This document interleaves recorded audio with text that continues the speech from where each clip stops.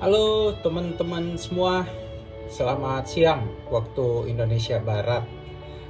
Pada kali ini saya kepikiran untuk tag video di siang hari sekitar pukul 13.30 waktu Indonesia Barat. Karena ada dua hal yang pengen saya obrolin. Yang pertama itu terkait dengan berita duka yang kemarin sekitar pukul 13 juga kemarin saya menerima kabar seorang guru saya, Pak Dr. Joni, itu wafat. Dan saya sangat berbelasungkawa dan sangat sedih atas kepergian beliau. Beliau adalah guru saya di dalam ranah hukum pidana. Nah, yang kedua teman-teman, semalam ada kejadian yang sangat luar biasa di nggak jauh dari tempat saya, itu sekitar 2 km dari tempat saya sekarang membuat video ini. Meninggalnya seorang driver ojek online, almarhum Afan, yang telah dikebumikan siang tadi beberapa jam yang lalu. Dan ini sebenarnya saya pengen membuat video ini agar menjadi refleksi kita bersama, refleksi tentang bagaimana sebenarnya penegakan hukum kita, bagaimana demokrasi kita, bagaimana hak asasi manusia kita yang sudah dijamin oleh konstitusi itu sendiri. Bukan hanya hak untuk hidup, tapi hak untuk menyuarakan pendapat. Itu sebenarnya menjadi trigger saya membuat video siang ini. Nah, ada beberapa poin yang saya pengen sampaikan ke teman-teman. Yang pertama, ini untuk aparat terlebih dahulu.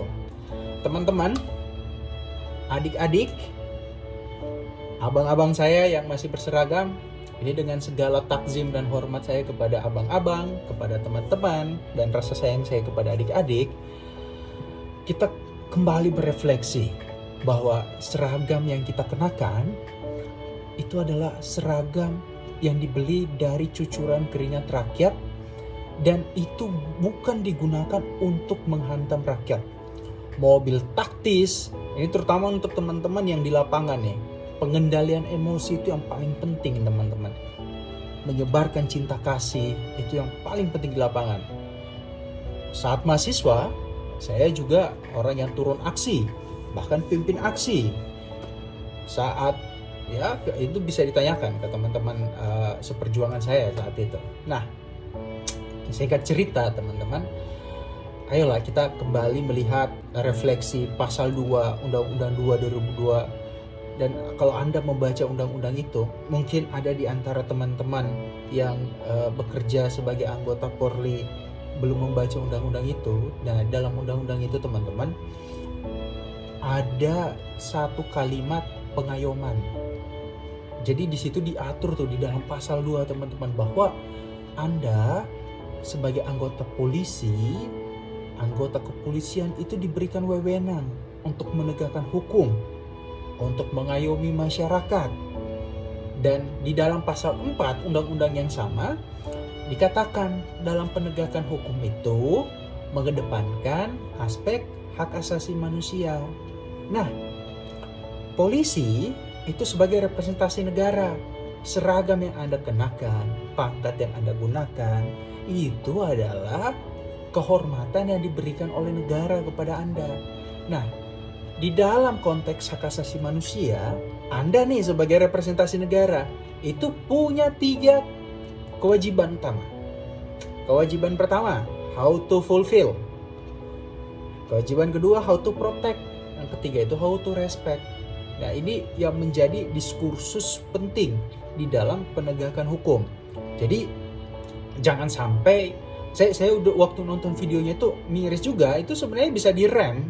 Kalau mungkin ada alasan ini sebab panik lah, sebab situasi chaos atau apapun, whatever you say, itu sebenarnya hal-hal yang seperti itu saya yakin masih bisa dikendalikan jika pengendalian emosi teman-teman di lapangan itu lebih matang kayak gitu. Nah, yang kedua, ini refleksi untuk teman-teman demonstran. Gini teman-teman, memang benar di konstitusi itu kita sudah diatur tuh. diatur dalam konstitusi untuk menyuarakan pendapat, untuk berserikat, untuk berkumpul. Di dalam pasal 28 Undang-Undang Dasar itu sudah mengatur tentang hak asasi kita itu. Ada bahkan kalau Anda lihat pasal 28I, terus sampai dari pasal 28 itu 28A sampai J, huruf J itu mengatur apa-apa saja sih hak asasi kita. Nah, hak asasi bersuara memang dijamin. Tapi ada catatannya, teman-teman. Kita dalam menyampaikan aspirasi itu adalah aspirasi yang harus tenang, yang harus mencapai tujuan. Tujuan kita mendemo itu apa sih? Tujuannya itu pasti untuk menggolkan kebijakan kan? Nah, saya kemarin bikin satu video tentang apakah DPR itu bisa dibubarin. Nah, itu dari struktur ketatanegaraan itu udah pasti nggak mungkin, udah mustahil. Karena siapa yang mau bubarin DPR? Presiden, nggak bisa. Di dalam Undang-Undang Dasar kita diatur, Presiden nggak bisa membubarkan DPR. Kalaupun lewat dekret, di zaman Presiden Abdurrahman Wahid itu udah pernah dicoba dan itu gagal. Kalau ada yang bilang 1959, Bung Karno itu pernah membubarkan Dewan Konstituante. Ini kan kita lihat dulu dukungan dari aspek politiknya saat itu, dari kondisinya kayak gimana waktu itu. Nah, kalau sekarang menurut pandangan saya dan diskusi dari teman-teman, itu agak mustahil dari sisi ingat ya, waktu itu demokrasinya demokrasi terpimpin, kita demokrasinya demokrasi yang seperti apa. Dan saat itu kepentingan dukungan militer juga di zaman Bung Karno sehingga dekret itu berhasil, itu dukungannya full. Zaman Gus Dur itu dukungan tidak full dan akhirnya dekretnya gagal waktu membubarkan DPR. Nah, caranya bukan dibubarin DPR. Waktu pemilu, partisipasi kita itu penting. Jangan sampai saat pemilu suara kita dibeli 100.000, kita dikasih duit, kita mau 50.000 disuruh coblos, kita coblos orangnya. Akhirnya apa? Ujung-ujungnya joget-joget, nggak ada kualitas, nggak di depan. Jadi gini, mengedepankan sistem meritokrasi itu penting di dalam demokrasi. Nah, jangan hanya sampai karena dia itu artis terkenal, terus kita sur juga itu kita dibikinnya. Akhirnya ya udah kita pilih dia bang karena terkenal. Bukan itu yang kita ingin lihat dari kualitas anggota dewan kita. Yang kita ingin lihat dari kualitas anggota dewan kita, mereka mampu mengkalkulasikan sehingga kebijakan yang dikeluarkan melalui undang-undang yang legalistik itu bisa berdampak baik untuk seluruh rakyat Indonesia. Itu yang kita ingin lihat. Nah, bagaimana kita ingin menuntut itu sedangkan yang kita pilih orang-orang yang tidak berkualitas. Nah, di situ susahnya. Saya percaya di dalam institusi DPR banyak banget orang pintar. Saya yakin banget. Itu senior-senior yang pintar itu banyak banget di sana. Tapi yang terframing juga itu orang-orang yang nggak pinternya juga. Nah, caranya gimana untuk menghindari orang-orang yang nggak pinter, terus menghindari orang-orang yang nggak punya integritas? Ya saat pemilu Anda jangan pilih dong. Gimana Anda nuntut terus Anda pilih? Ya itu salah kita yang memilih. Jadi kita refleksi nih. Ini saya bikin video ini bukan untuk menyalahkan siapapun, bukan untuk mendiskreditkan pihak manapun, baik pihak aparat maupun pihak pendemo. Tapi saat ini saya ingin kita berefleksi bahwa kita sebagai bangsa ingin kemana. Nah, terus yang viral bahwa anggota dewan itu joget-joget. Ya itu kualitas masyarakat kita yang memilih, bos. Jangan salahin mereka juga, tapi salahin kitanya kenapa kita pilih. Nah, sekarang ini saya mungkin dihujat nih dengan pendapat itu. Padahal saya ingin, ya lu jangan pilih dia dong. Kenapa sih kita pilih dia? Itu yang jadi masalah.